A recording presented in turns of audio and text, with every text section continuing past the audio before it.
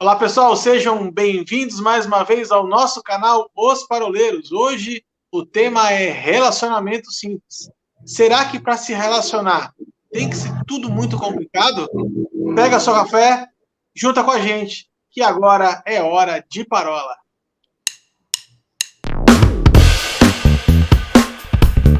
Muito bom, pessoal. Estamos aqui então de volta para mais uma roda de parola inédita.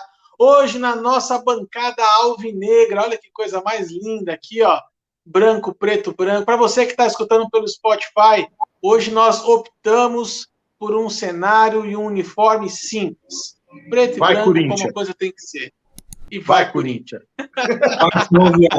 Como diz aquele versículo. Para dar uma base bíblica.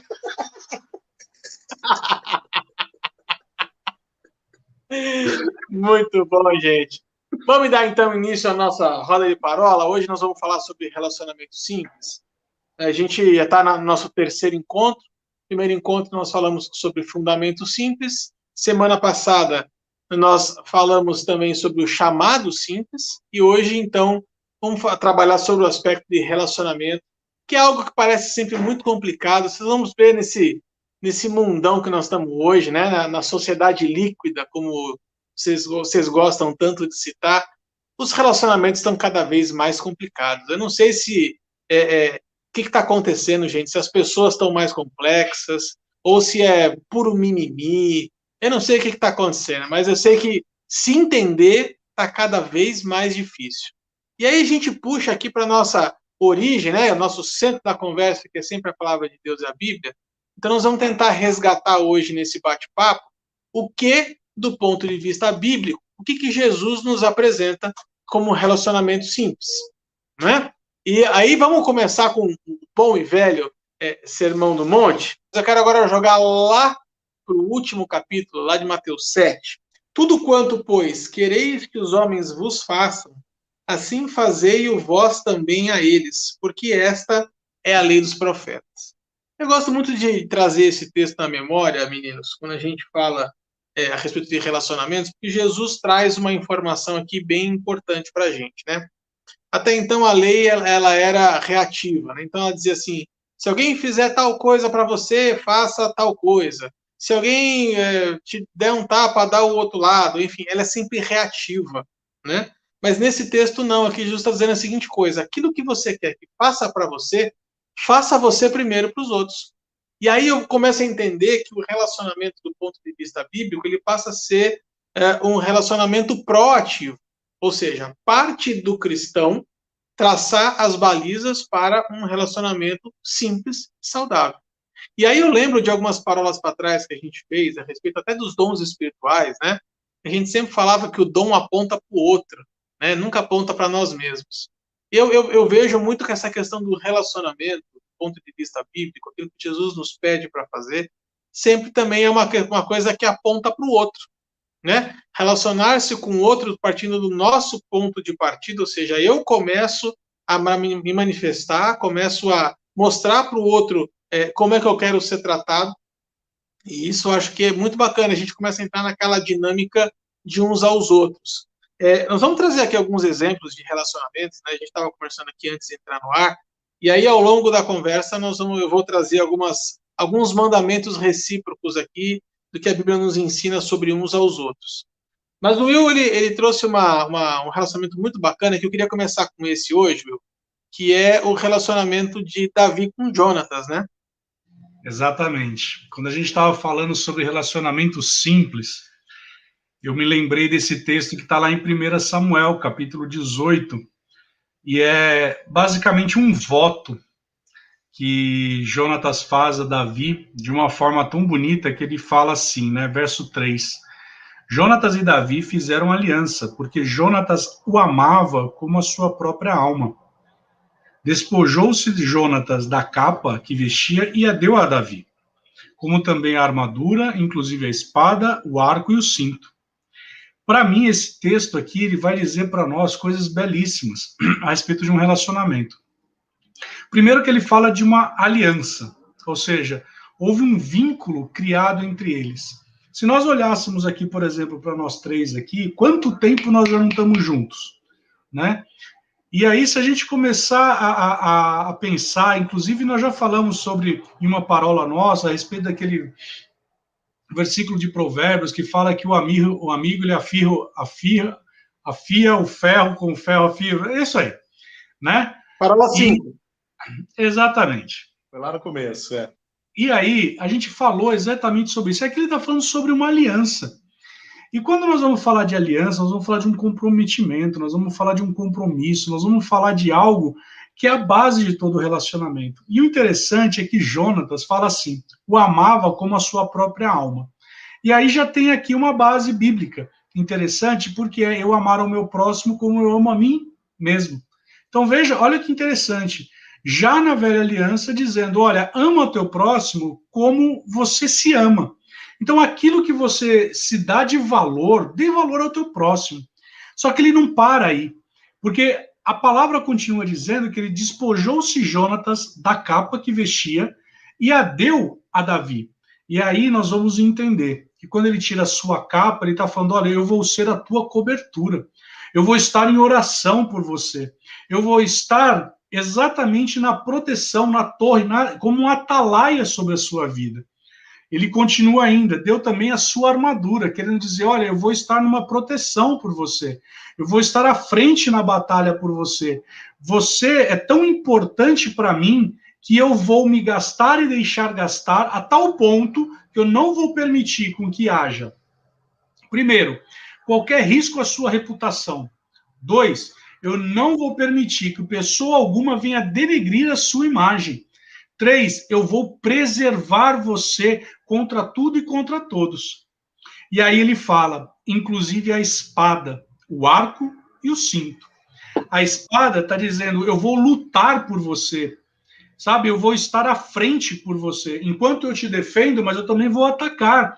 Eu não vou permitir que pessoas algumas se levantem contra você. Ele fala, vou ser o arco. Significa dizer, eu vou te projetar, eu vou te promover, eu vou fazer com que você seja a melhor pessoa possível. Eu lembro de uma vez que um determinado irmão na igreja me chamou para orar, e essa oração ficou muito marcada para mim. Ele virou para mim e falou o seguinte, na oração dele, ele falou, Deus, eu quero orar pela vida dele, para que o patamar onde eu cheguei, o meu teto, seja o chão dele, onde ele possa ser impulsionado mais além. Então, Jonatas está fazendo qual oração? Ele está falando assim, olha, eu quero ser o responsável por promover esse meu amigo. E aí, por fim, ele está falando, eu vou ser o cinto. E o cinto, se a gente for lá para Efésios, nós vamos ver que o cinto da verdade. Tem um livro de Rick Renner que ele fala sobre na zona de combate, um livro maravilhoso, e ele explica cada detalhe a respeito da armadura de Deus, assim como um outro livro dele também chamado Armados para o Combate. E ele explica que o cinto é onde ele vai dar a segurança. O cinto ele vai dar exatamente o respaldo. Por quê? É no cinto onde você coloca a espada, é no cinto onde você pendurava o seu broquel. É no cinto onde você também colocava certas partes da armadura. Ele está falando, olha, eu vou ser a sua segurança. Olha como isso é tremendo. A aliança de Jonatas e Davi traz para nós o fundamento de como deve ser um relacionamento. Fazendo uma recapitulação aqui. Ele significa, eu vou orar por você, eu vou estar na brecha por você, eu vou te proteger, eu não vou permitir que te ofendam, eu vou estar na batalha por você, eu vou te projetar, eu vou te promover, eu tenho um compromisso contigo, Arthur, eu tenho um compromisso contigo, Paulinho, eu vou ser a catapulta que vai fazer com que você seja projetado mais e mais. E outra, eu vou fazer com que tudo, dentro desse nosso relacionamento, nós tenhamos segurança entre nós. Uau, isso é tremendo. Não, verdade. Eu penso assim, gente, relacionamento é para ser algo muito simples. Eu gostei, Arthur, da forma que você abriu a parola. Embora, né, eu acho que um registro é legal aqui, embora a gente combine algumas coisas antes de começar, né? Ultimamente a gente dispensou os scripts, né? Sim. Ultimamente, acho que deu certo poucas vezes, para falar a verdade, né? Mas a gente dispensou por culpa do Arthur, gente. O Arthur é um paroleiro mesmo, né? Mas enfim, né? As verdades aparecem aqui, que nem eu falei semana passada, Sim. quando a gente contou a verdade sobre o evangelismo, sobre a vida do Ilcinho, né? Quando ele estava lá doente de amor, procurando remédio na vida noturna, e a gente pregou o evangelho para ele, né? Ele foi curado pelo evangelho. Encontrou todo estronchado, entregue no bar as bebidas lá, né? Foi, né? Nas boates da Zona Sul. E aí, o remédio da vida noturna ele achou em uma vigília em cima do monte, lá no Guaraú, ô terra. Né? Agora, até perdi o fio da meada, mas eu estava dizendo que o relacionamento, os nossos relacionamentos, eles são para ser algo simples. Uma frase de John Wesley que eu gosto muito, que ele diz assim: se o teu coração é igual ao meu, dá-me a tua mão e irmãos seremos. Né? Ou seja, o ressaltar, melhor dizendo, não está nas diferenças, mas está naquilo que é igual, está naquilo que é comum. Né? Eu fico pensando se nós três aqui, né, não precisa nem ir além dessa roda plana de parola aqui, mas se nós três começarmos a colocar as diferenças teológicas que nós temos na mesa, né, nós vamos perceber que a gente tem muita divergência, que nós temos muitas divergências. Por exemplo, se a gente for para o campo da escatologia, vocês sabem que eu sou um pré-milenista clássico e eu sei que vocês são hereges nesse aspecto. Então, aquilo que é divergente, a gente não ressalta, a gente conversa numa boa, estou brincando aqui, obviamente, vocês sabem, né? A gente tem essa maturidade para conversar, por quê? Porque o nosso relacionamento, ele não está fundamentado naquilo que é diferente. E qual que é o problema do mundo atual? É olhar para aquilo que é divergente e já estigmatizar o fulano, estigmatizar o outro a partir da divergência, a partir daquilo que é discordante do meu ponto de vista. Né? Eu fico pensando o seguinte, Davi, né, o Wilson, ele colocou um fato do início da história de Davi. Deixa eu colocar um fato do final da história de Davi aqui, né? Que é também uma história que para mim é linda. Davi ele começa de uma forma tremenda, se entregando a um relacionamento simples, divergente, né? Ele estava se entregando para um relacionamento, para uma amizade, para uma proximidade, para uma aliança com o filho do cara que queria matar ele, né? A gente não pode esquecer que Saul era o sujeito que, quando via Davi, fervia. Saul borbulhava. E Davi se entrega a esse relacionamento, não só a Jonatas, mas Davi se entrega ao relacionamento com Saul também. É que Saul não quis. Né? Agora, migrando lá para o final da trajetória de Davi, para os últimos capítulos, e quem sabe para os capítulos tristes da trajetória de Davi, eu vou perceber Davi colhendo, meninos, o que ele plantou durante toda a sua trajetória, durante toda a sua caminhada. Né? Se abriu de uma maneira brilhante, Arthur. Eu estava brincando que a forma que a gente tem levado as parolas, ela tem sido surpreendente, justamente por não ter nada escrito, né?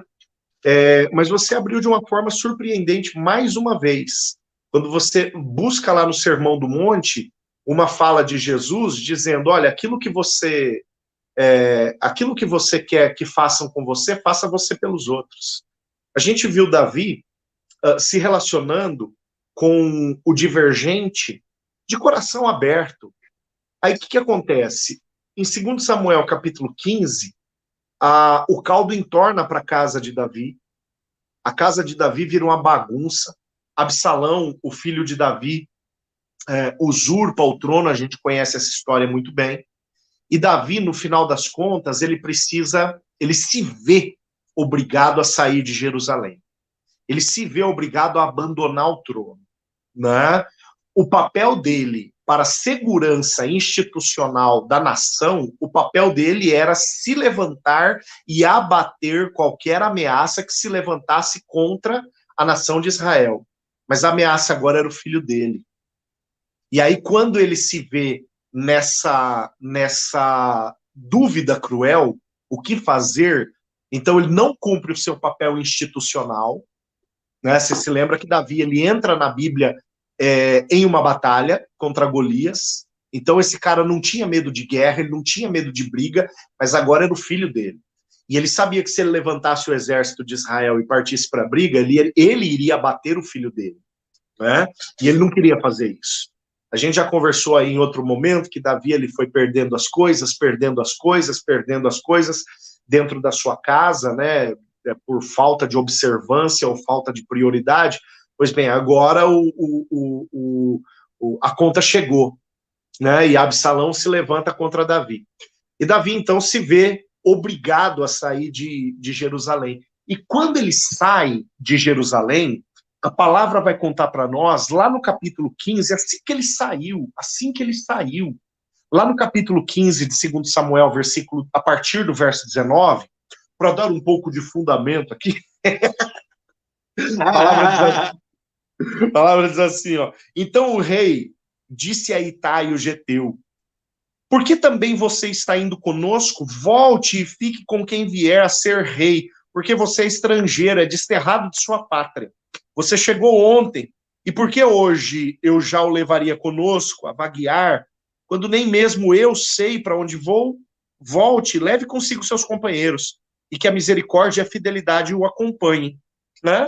Davi, ele recebe uma visita de um cara estrangeiro, dizendo, ô rei, eu quero ir com você. E Davi fala, cara, mas eu não sei nem para onde eu vou. Se eu fosse você, eu ficava, porque há uma ordem sobre a nação de Israel, e é uma ordem com peso de lei, de que é necessário cuidar do estrangeiro. Então, se você ficar aí, o rei que ficar, ele vai cuidar de você. Você vai ter pouso, você vai ter acolhida, você vai ter comida, comigo você não vai ter nada. Olha a resposta de Itai para Davi, versículo 21. Porém, Itai respondeu ao rei, tão certo como vive o Senhor Deus e como vive o rei meu senhor, no lugar que estiver o rei meu senhor, seja para a morte ou seja para a vida, lá estará também o teu servo. E então Davi disse a Itai, vá e passe adiante. E assim passaram adiante Itai, o geteu, e todos os seus homens e todas as crianças que estavam com ele. Toda a terra chorava em alta voz, e o povo também, e o rei também passaram o ribeiro de Cedron, seguindo o caminho do deserto.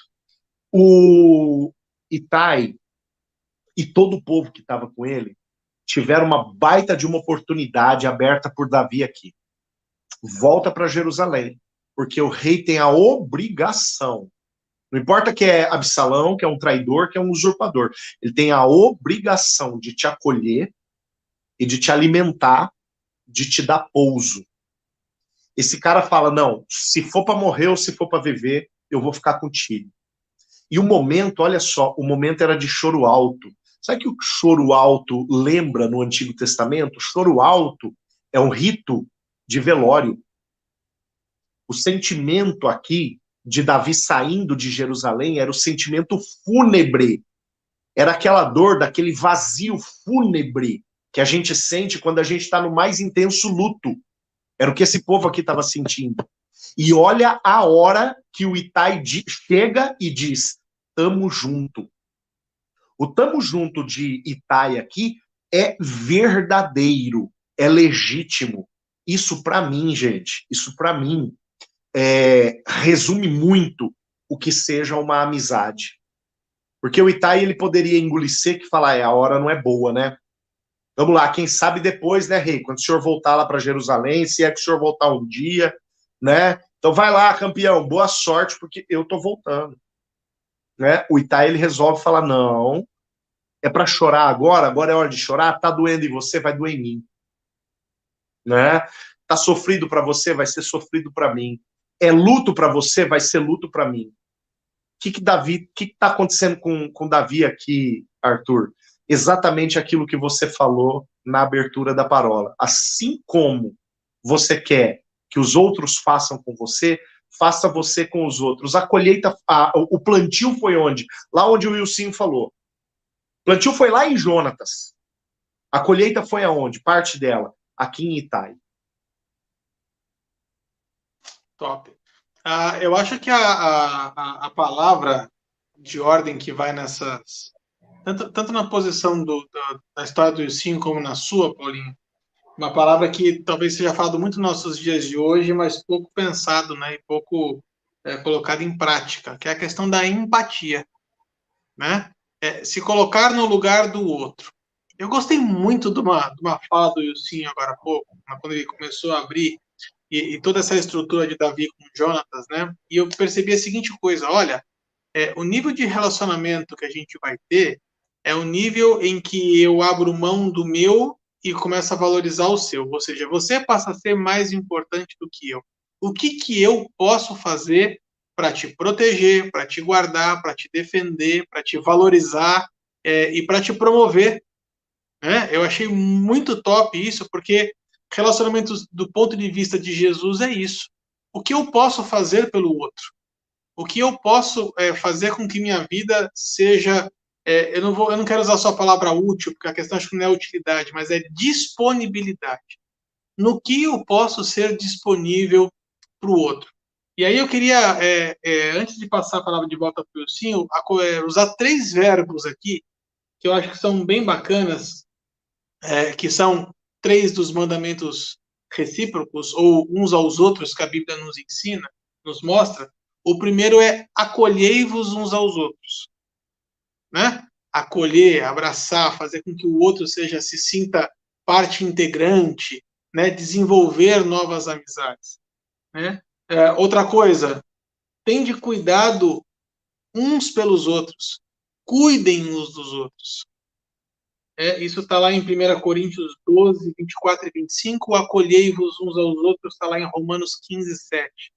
E o terceiro que eu queria usar agora, nesse primeiro momento, é suportai-vos uns aos outros.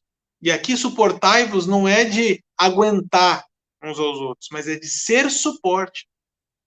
Né? Como eu posso te apoiar hoje? Como é que eu posso ser a plataforma para você se posicionar e alcançar lugares mais altos? Porque eu quero... É o famoso cara que faz a escadinha para você subir o muro, né? Eu quero ser o escadinha, eu quero ser o cara que vai te ajudar a pular o muro. Então, assim, acolher, cuidar e suportar, ou ser suporte, eu acho que já são 3 verbos maravilhosos para a gente começar falando sobre esses relacionamentos, esses mandamentos mútuos. Will, quer apontar mais alguma coisa? Eu quero citar uma recomendação de Paulo, que está lá em Romanos, capítulo 12, e ele vai falando assim: o amor seja sem hipocrisia, detestai o mal, apegando-se ao bem. Amai-vos cordialmente uns aos outros com amor fraternal, preferindo-vos em honra uns aos outros. Olha que forte isso. No zelo, não sejais remissos, sede fervorosos de espírito, servindo ao Senhor. Regozijai-vos na esperança, sede pacientes na tribulação, na oração perseverantes. Compartilhai as necessidades dos santos, praticai a hospitalidade. E aí sim, abençoai-vos os que vos perseguem, abençoai e não maldiceis. Alegrai-vos com os que se alegram e chorai com os que choram. Esse verso 15, para mim, ele sintetiza muito aquilo que nós, como cristãos, deveríamos ter e experimentar dentro dos nossos relacionamentos. Ou seja, eu me alegrar com o que se alegra comigo, e ou seja, eu compartilhar, eu ter a mesa posta. Salmo 23 vai dizer que existe uma mesa posta na presença dos meus adversários. E quando nós vamos no original e saber e buscar a história a respeito do porquê que ele fala dessa mesa, ele está falando exatamente, olha, existe uma rivalidade aqui.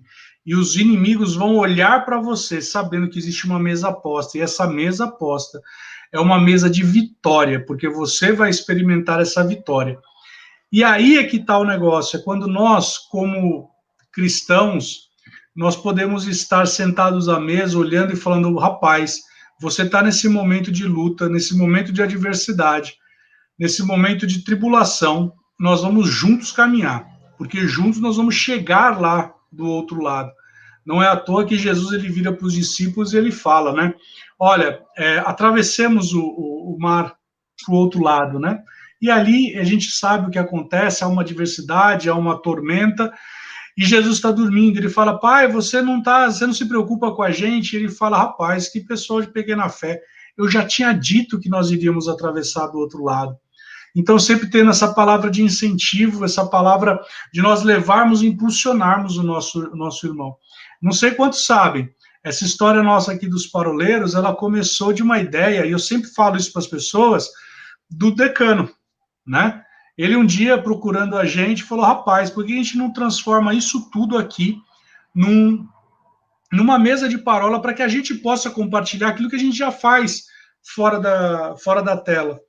E sabe, num primeiro momento, nós poderíamos dizer assim, poxa, Arthur, não, porque eu tenho minhas responsabilidades, tenho meus trabalhos, o Paulinho também, mas não. Nessa aliança, nós pegamos junto nessa visão e nós falamos, ok, nós vamos juntos e nós vamos caminhar. Isso é a aliança, isso é o alegrar com que se alegram. E da mesma forma, quando nós já tivemos situações aqui adversas entre nós, de perdas, de derrotas, e nós já tivemos e choramos juntos, nós já emprestamos os nossos ombros para que nós chorássemos juntos. Então, isso é a base, e nós precisamos resgatar isso. O Arthur fez um comentário, será que está complexo?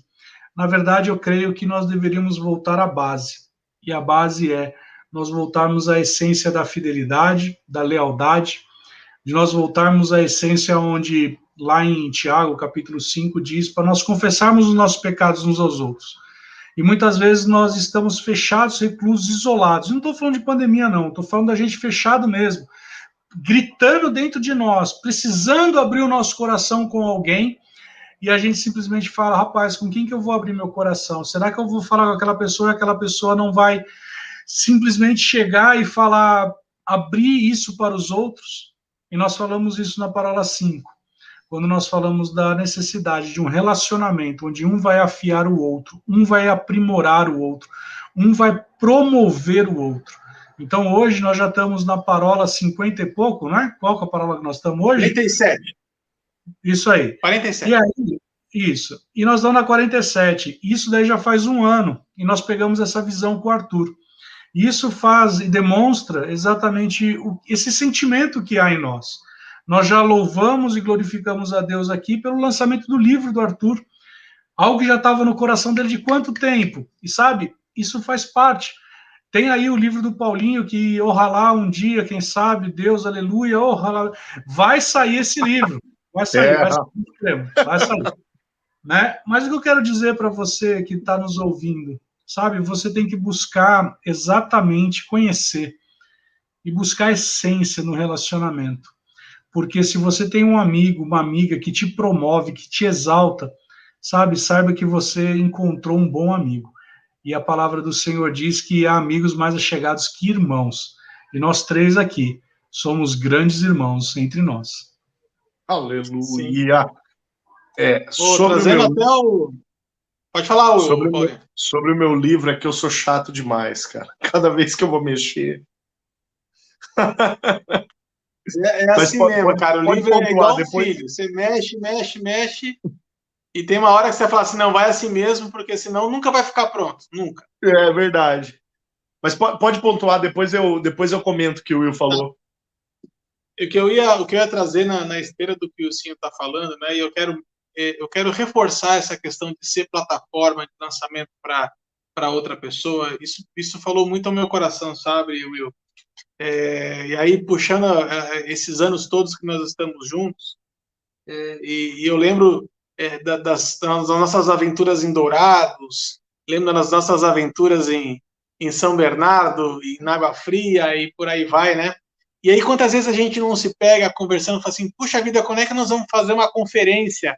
Vocês lembram dessa conversa, né? De fazer uma conferência, os três? Um dia isso vai acontecer, cara, não sei quando, mas um dia isso vai acontecer. Mas como é importante a gente ter pessoas que nos incentivem, né? que nos edifiquem, que nos incentivem, que nos exortem, que nos coloquem muitas vezes os pés no chão, mas também que muitas vezes são aquelas pessoas que vão nos dar asas, né? Literalmente assim, cara, vai, eu vou com você, e se por acaso der qualquer zica na frente, eu vou estar lá e vou te segurar, né? Eu quero trazer na memória uma passagem que está lá em Lucas 5, que é um texto que fala a respeito da cura de um paralítico que é descido sobre o telhado, né, por amigos, né? O texto fala que Jesus cura o paralítico não pela fé do paralítico, mas pela fé dos amigos. Olha que coisa louca, né? Então, assim, como é importante você ter pessoas que muitas vezes vão carregar você nas costas, né? E nos seus momentos de fraqueza, nos seus momentos de limitação, é o cara que vai carregar você nas costas muitas vezes e vai te levar na presença de Jesus e falar, olha, o meu amigo está aqui. É o cara que vai interceder por você. Então, eu vejo essa questão de relacionamento simples sempre nessa perspectiva. O que eu posso fazer para te servir hoje? O que eu posso fazer para tornar você alguém melhor? Então, eu vou acolher você, eu vou edificar você, eu vou exortar você, eu vou ser suporte para você, eu vou perdoar você.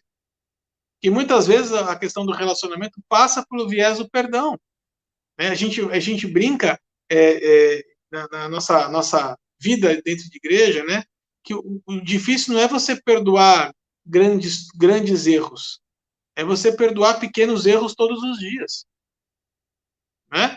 E aí, quanto mais a gente se relaciona, é claro que vai ter momentos em que a gente vai ter que acabar se perdoando muito mais uns aos outros. Mas o nível de intimidade que isso traz não se compara a nada.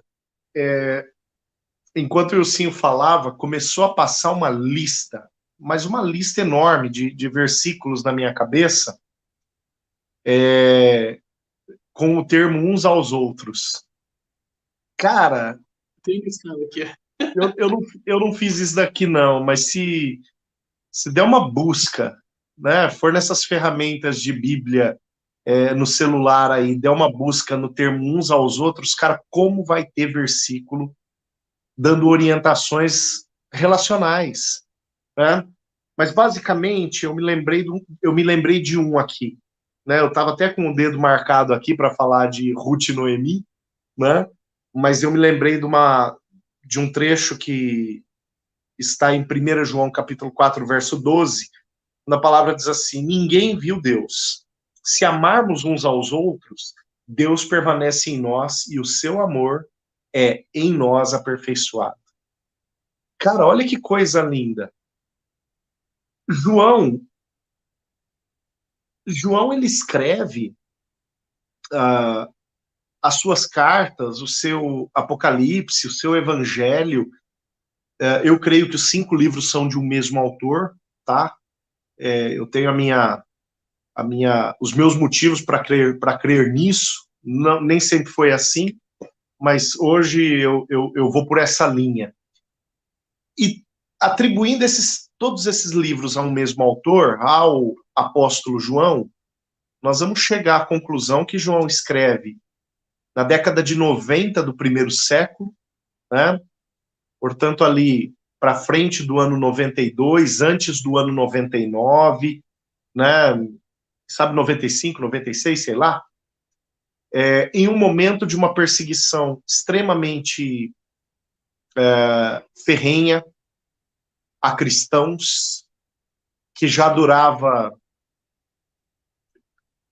sei lá, quase 40 anos, né? Pouco menos de 40 anos, e João é um perseguido, e agora velho. Agora ele não tinha o vigor de um garotão. E esse cara, ele poderia escrever tantas coisas, como, por exemplo, Pedro fez. Pedro escreveu as suas cartas como injeções de ânimo em cristãos que sabiam que a qualquer momento iriam ser capturados e mortos. As cartas de Pedro são para isso. João, ele está num contexto muito parecido, né? E 25, 30 anos depois de que Pedro escreveu as suas cartas. E João, ele escreve ensinando a turma a amar e dizendo para a turma que amar é a fórmula para amar mais. E no final das contas ele diz, amando você ama mais e fica mais perto de Deus. Porque a minha tradução desse versículo é essa. A minha interpretação desse versículo é essa. Né? Amando você ama mais e fica mais perto de Deus. Porque ele mesmo vai falar, João mesmo vai falar que Deus é amor. À medida que você se dá ao amor, né? E aí eu não lembro se foi o Will ou se foi você, mas falou do gastar-se e se deixar gastar, né? Will. Cara, qual é o fim disso? Né? Quando eu falo qual é o fim mesmo, não a finalidade. Qual é o fim disso? O fim disso é cada vez mais gastar-se, cada vez mais deixar-se gastar e, por consequência, cada vez mais estar próximo de Deus. Por quê? Porque estarei mais próximo da natureza de Deus. Se a natureza de Deus é amor, conforme o próprio apóstolo do amor nos ensina, quanto mais eu amo, mais eu manifesto aquilo que é o dom supremo. Aquilo que é a manifestação suprema de Deus. A manifestação mais perfeita, a base de todos os dons. Nós falamos disso nas parolas sobre os dons, lá atrás. A base de todos eles. Esse é outro livro meu que esse está pronto faz tempo, né? Esse eu não tive coragem ainda. Mas a base de todos os dons é o exercício do amor, o exercício do amor. E olha que revelação linda João traz para nós. À medida que você ama, mais você se aproxima daquilo que é a essência. E mais você se aproxima, então, daquilo que é o próprio Deus. Maiores possibilidades de expressar Deus você tem. Aí, por consequência, aquele processo em cadeia. Eu amo mais, eu manifesto Deus mais, e porque eu manifesto Deus mais, eu tenho mais condição de amar. Volta naquilo que você falou lá no começo, Arthur. Olha a simplicidade do relacionamento. Porque nós estamos girando em cima daquilo que, sem combinar, você levantou como uma chave. O Espírito Santo colocou no seu coração. Né? Você levantou como uma chave a realidade de que, como nós queremos ser tratados, é como nós devemos tratar os outros. É esse ciclo. E só para matar a curiosidade da pergunta que você fez, a Bíblia de Gênesis e Apocalipse tem 79 vezes a palavra uns aos outros. Tá vendo? Para dar uma base aqui, para dar uma base no negócio. Hoje o Wilson se superou. Hoje ele não deu uma base, hoje ele deu 79 bases. Que terra! Eu vou publicar nas nossas redes sociais, nos posts ao longo da semana. Eu tenho listado aqui no meu Evernote que vocês abandonaram. 22 mandamentos recíprocos, tá? Alguns deles têm mais de um versículo que cita, mas são 22. E vou estar postando ao longo da semana aqui sobre mandamentos uns aos outros, tá?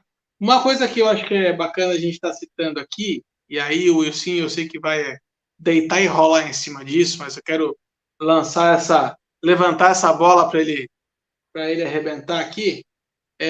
Tiago 5,16, Wilson, vai falar a seguinte coisa: orai uns pelos outros. Qual é o peso da oração num relacionamento cristão simples? Cara, para mim você joga a bucha, né? O que significa o hebraico? O que significa o grego? O Wilson, você rola uma bola e... eu vou falar esses caras. Na próxima série, nós falaremos sobre ciúme, inveja. Siga-nos. Nós falaremos sobre as obras da carne. E, nesse momento, nós veremos o nosso querido oráculo se arrependendo. Mas voltando aqui, certa vez eu ouvi algo que mexeu muito comigo, que fala assim: a maior expressão de amor que alguém pode ter por outro é dobrar os joelhos por ela e orar por ela. O maior valor, o maior princípio que alguém pode ter é exatamente esse. De você se dedicar, se debruçar, e você ali... É aquilo que eu falei sobre Jonatas, né? Ele deu a capa, ele falou: olha, eu vou estar te cobrindo de oração. Então, quando o Tiago ele cita a respeito disso, ele está falando, olha, eu vou estar numa demonstração tão grande de amor por você, que eu vou adentrar uma madrugada orando por você, eu vou me colocar numa brecha por você, eu vou orar pela sua causa, pelo seu projeto, pelo seu desígnio. Quantas vezes a gente não, por coisas mais simples, a gente não pede para o nosso irmão para que ele esteja em oração por nós, e aí se a gente entender a respeito da profundidade disso, certa vez alguém disse, né, que se você começasse a perceber tudo aquilo que você tem hoje é fruto de orações do passado, você iria glorificar de uma forma tremenda, né? Quantas vezes nós estávamos orando, nós estávamos buscando a presença de Deus, e ali Deus ele respondeu, e a palavra do Senhor diz que o sim e o amém está em todas as suas promessas, né? E aí a gente vê hoje pessoas do nosso convívio que nós oramos. Eu me recordo certa vez quando uma pessoa do meu convívio ela tinha perdido um nenê. E foi uma das primeiras experiências que eu tive com revelação. E eu vi exatamente o útero dela sendo limpo daquele aborto que ela tinha sofrido. Foi um trauma que ela experimentou. E aquilo ali mexeu muito comigo, porque Deus na hora mostrou para mim que ela ia ter um novo filho. Eu falei, Deus, não brinca comigo. E aí, naquele momento, eu falei, já sei como eu vou entregar essa palavra. Coloquei a mão no ombro dela e já comecei a orar e não sei o que lá, tal. E ali foi uma grande expressão de amor, porque meses depois ela me liga e ela fala assim, você não acredita, eu estou grávida. E aquela vontade de dizer, eu já sabia. Mas, veja, o que eu quero dizer com isso? Deus ele vai compartilhando fragmentos e ali você, na sua, talvez, imaturidade, na sua infantilidade, na tua prioridade na fé, você vai chegar a fazer como? Eu vou orar por você. Deus pode ter te dado uma visão e você vira e fala assim, eu vou orar por isso. Eu acabei de ler um livro de um profeta chamado Sean Bowles, e ele fala o seguinte, ele cita um outro profeta chamado George Owen, e ele fala assim, que muitas vezes Deus vai te dar uma visão a respeito, e talvez você não precise falar essa visão, mas apenas levar na sala do trono e orar. E para mim, isso é o que sintetiza, porque na medida que nós temos a direção, a inspiração de Deus e orar pelo seu amigo, quantas vezes nós já não estivemos orando e clamando ao Senhor por causas nossas aqui, coisas que podem ser grandes, causas que podem ser simples, causas que podem ser as mais complexas possíveis, sonhos que estão nos nossos corações, e nós estamos orando. Isso é uma maior manifestação do amor que pode estar dentro do nosso coração. Não é à toa que Jesus, na oração sacerdotal, ele ora, né? Ele diz assim, Pai, eu não oro para que os tire do mundo, mas que o guarde do mal. Olha que expressão de amor. Ele está falando, olha, Pai, aquilo que me foi encarregado eu fiz, eu cumpri, mas agora, Pai, proteja-os. E aí, de novo, eu volto para Jonatas. Eu estou colocando a minha armadura em você. Eu estou colocando a minha armadura em você, Arthur, em você, Paulinho, e para que você possa avançar e prosseguir naquilo que o Senhor tem para você. Agora, olha que coisa interessante, né? Davi coloca a armadura dele em Jonatas, mas não, o próprio Jonatas em Davi. Jonatas coloca em Davi, mas quando é a armadura de Saul, Davi não se sente bem com ela. Lembra aquela frase do John Wesley que eu falei lá no começo? Se o teu coração é como o meu, dá-me a tua mão e irmãos seremos. Né?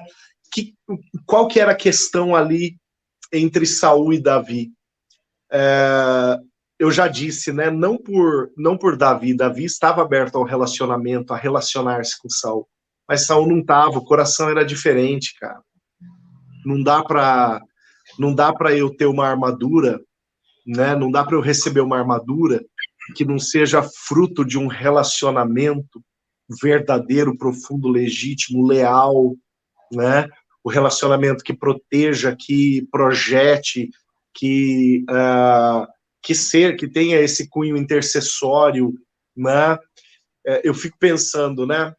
durante todo o livro de Jó, o Ilcinho lembra de uma história, eu não sei se o Arthur vai lembrar, mas teve uma época, teve uma ocasião que eu li o livro de Jó e fui falando para Deus, Deus, me passa na peneira, Deus, se o Senhor fizer comigo como fizeste com Jó. Lembra disso, Will? Não lembro disso, não. Vou dizer para vocês, gente, não façam essa oração. Não façam. Você que acompanha os paroleiros, não façam essa oração. E aí, o que acontece? Mas lembrando aqui, teve uma ocasião, eu estou colocando o Wilsinho na conversa, porque naquele dia, o Wilsinho, a Carol, outros amigos ali de São Paulo foram para um evento, eu não pude ir nesse evento nesse dia, a Flávia, minha esposa, foi junto, eu não pude para esse evento nesse dia, por conta de um trabalho, por conta do meu trabalho, na ocasião, e no final das contas, nós tivemos um péssimo dia no trabalho, acabamos parando as atividades mais cedo, e eu fui para minha casa, né, e peguei a Bíblia e li Jó inteiro, os 42 capítulos, e aí foi o dia que eu fiz essa oração maluca, que nunca devia ter feito. E no final das contas, só que o que me chamou a atenção ali no livro de Jó? Jó, ele fica o livro inteiro, né, a história do seu livro inteiro, recebendo conselhos péssimos dos seus amigos, né? Mas os amigos eram amigos porque estavam lá com ele na hora que ele estava coçando as perebas com caco de telha, né? Ele estava feio, ele estava fedorento. A esposa dele falou, cara, morre logo porque desse jeito aí não tá legal, não. E os amigos estavam lá, ainda que dando péssimos conselhos. E no final das contas, algo que me chama muito a atenção é que a consideração de Jó em referência àqueles péssimos conselheiros, ela se mantinha intacta. Porque se a gente for ver o final do livro de Jó, a palavra diz que Deus abençoou Jó quando ele orava pelos seus amigos. Tem gente, inclusive, que transforma isso numa fórmula, né? Você quer ser abençoado, ore pelos seus amigos. Calma, que não é por aí também. Criou uma doutrina, né? Cria uma doutrina, igual a história da sombra. A sombra de Pedro curava, então a sombra do Ilcinho cura. O lenço de não sei quem, né? O sapato não sei das quantas. Então, peraí, calma, não vamos criar doutrina. Mas, para mim, isso daqui não revela doutrina nenhuma, mas revela a consideração que Jó tinha pelos seus amigos. Ainda quando seus amigos falhavam com ele, né? Porque eles não deixaram de ser amigos, senão a palavra registraria. Jó orou por aqueles amigos da onça que ficaram o tempo todo falando bobagem para ele, mas não, a palavra diz, pelos seus amigos, Jó orou, né? Então, o sentimento permaneceu intacto, o amor permaneceu intacto. Quem sabe esses caras tinham um pouco mais para aprender com Jó, porque o único íntegro de sobre a terra, a palavra já fala, era Jó. Então não dava para esperar muita coisa dos outros ali mesmo, né? No entanto, Jó intercede pelos caras. Pode falar, Will. Vamos lembrar que um dos amigos de Jó era um neófito, né? E esse neófito, ele acaba de se converter, ele fala assim, eu não queria falar nada, mas agora eu vou falar. E aí ele arregaça, dá um arregaço. É o cara que desenrola o manto. É o cara que desenrola o manto. Esse é terra, esse é terra, esse é mordomo da congregação, esse é língua de maçarico. Esse daí, os três estavam indo de mal a pior. Esse daí, então, pronto, foi pro vinagre. E mesmo assim, Jó olha e fala, rapaz, o negócio tá feio do meu lado, né? Mas é isso aí mesmo, né? É isso aí mesmo, porque a gente tem que ter a consciência dos nossos relacionamentos, né? E é nessa consciência que nós vamos entender e interagir também de uma forma onde a base tem que ser o amor, né? Quando eu tenho a base e o amor, né? Nós já falamos sobre fé, nós já falamos sobre uma série de coisas, mas hoje nós estamos falando sobre aquilo que não passará, que é o amor. E apesar da palavra dizer que no final dos tempos o amor se esfriaria entre muitos e tudo mais, mas a base do relacionamento tem que ser o amor. Quando a gente vai olhar para Jesus, ele chama 12, dos 12 ficam 3, dos 3 ficam 1, que ele fala que é aquele que reclinava a cabeça sobre o seu peito.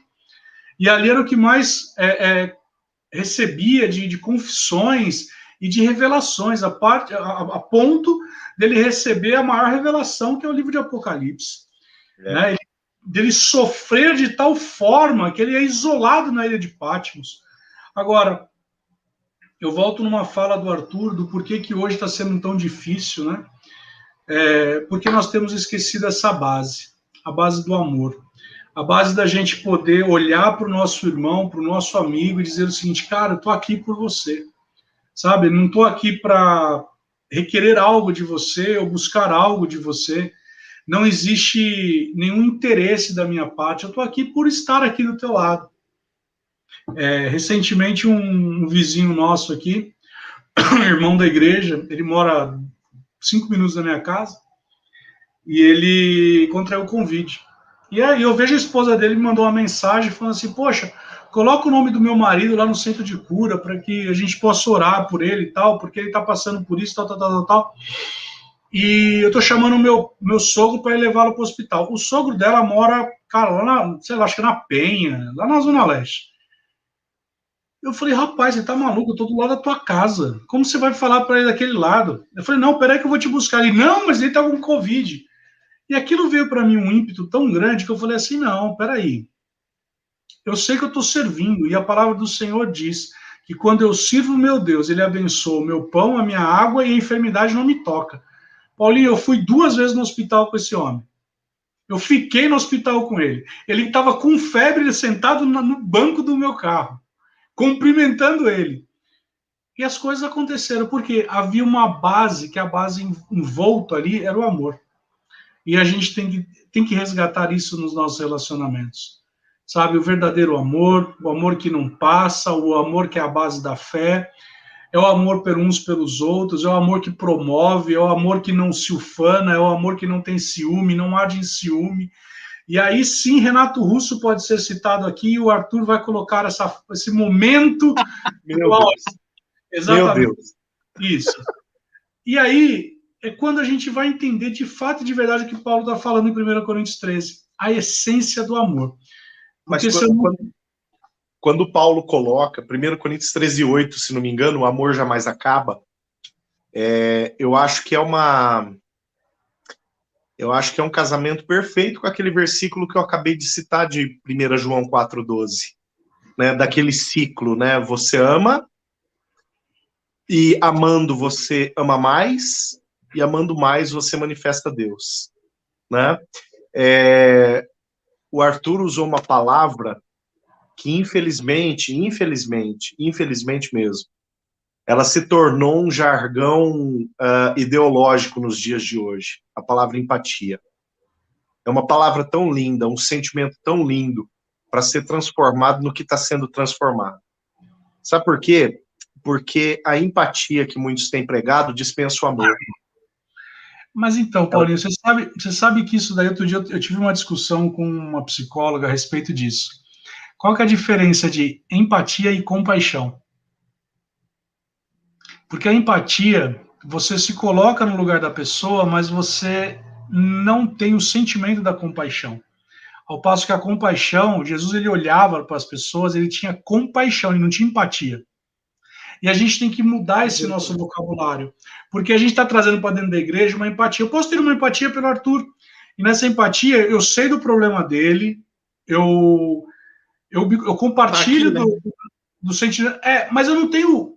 Jesus ele olhava e falou assim, e ele de íntima compaixão, ou seja, ele além de se colocar no sapato daquelas pessoas, ele tinha um sentimento favorável àquilo. É o Itai falando para Davi: não, eu vou chorar com você.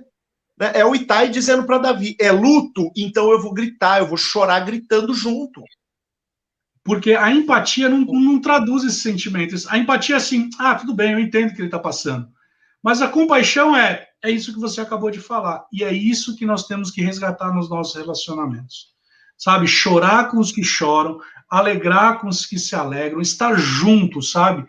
Isso, para mim, eu acho que é essencial. E outro dia, falando com uma psicóloga, ela disse o seguinte: é muito engraçado, né? Nós estamos passando por todo esse período de pandemia, e a palavra que vem para mim é ressocialização.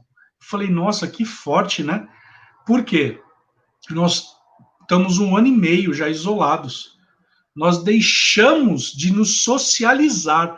Nós vamos ter que passar por um processo depois de ressocialização. Cara, isso é muito forte. Temos que resgatar o amor, temos que resgatar a compaixão, temos que resgatar o vínculo. A base do relacionamento simples é o amor. Eu quero finalizar, então, aqui a nossa parola. Estamos chegando já nos minutinhos finais. O texto de João 3,16 é um texto que todo mundo conhece, né? Na ponta da língua, das pessoas que se convertem. Talvez é o primeiro dos versículos que a pessoa aprende, e aí o amor é a base desse versículo, né? E aí na nossa primeira parola a gente falou, né? Por amor ele nos resgatou. Né? Mas eu quero trazer aqui 1 João 3,16, que é um texto também, vai ser fácil para você decorar, que é 1 João 3,16, diz a seguinte coisa: nisso conhecemos o amor, que Cristo deu a sua vida por nós, e devemos dar nossa vida pelos nossos irmãos. Esse texto eu acho fantástico, porque é um amor, e aqui é óbvio que Jesus está falando, o texto está falando de uma entrega sacrificial, ele entregou literalmente a vida, né? Mas eu quero pegar esse texto aqui, e eu quero fazer uma ponte com o gastar-se, deixar-se gastar, que o senhor trouxe no começo da parola. Eu quero deixar para você que está nos acompanhando tanto em vídeo pelo Facebook, pelo Instagram, pelo YouTube, como também quem está acompanhando por áudio pelo Spotify.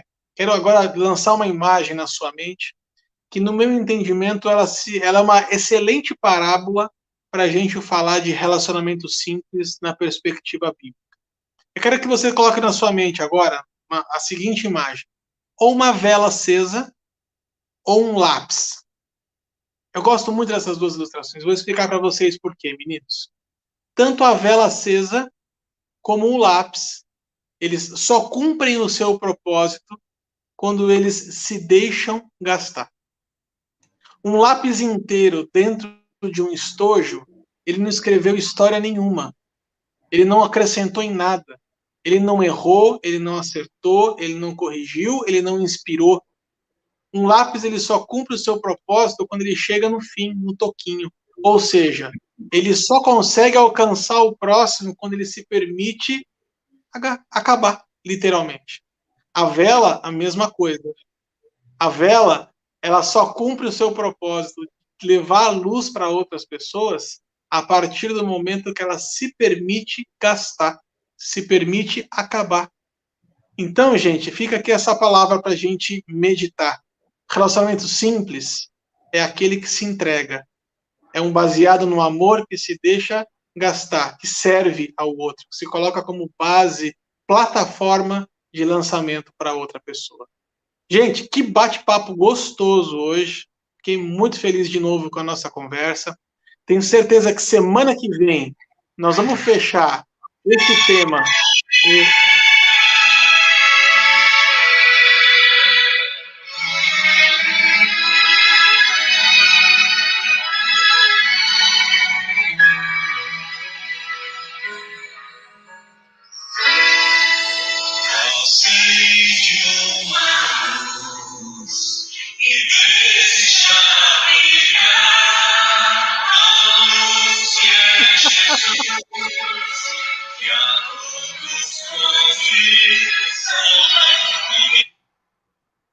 Sensacional, sensacional. Terminamos então nossa roda de parola terraplanista, né? Totalmente plana, lado a lado, e convidando você para a semana que vem a gente encerrar o nosso tema de Evangelho Simples. Nós vamos falar semana que vem sobre evangelhos, sobre igreja simples, e nós vamos ter um convidado internacional, gente. Se eu fosse você, eu não perdia. Vamos guardar o nome em segredo para trazer você semana que vem aqui. Vai ser show de bola, né, meninos? É um grande português, viu? Obrigado mais uma vez, meninos, pela companhia de vocês aí. Semana que vem nós estamos de volta, se Deus quiser. Um beijo no coração de todos. Até a próxima. Deus abençoe. Partiu.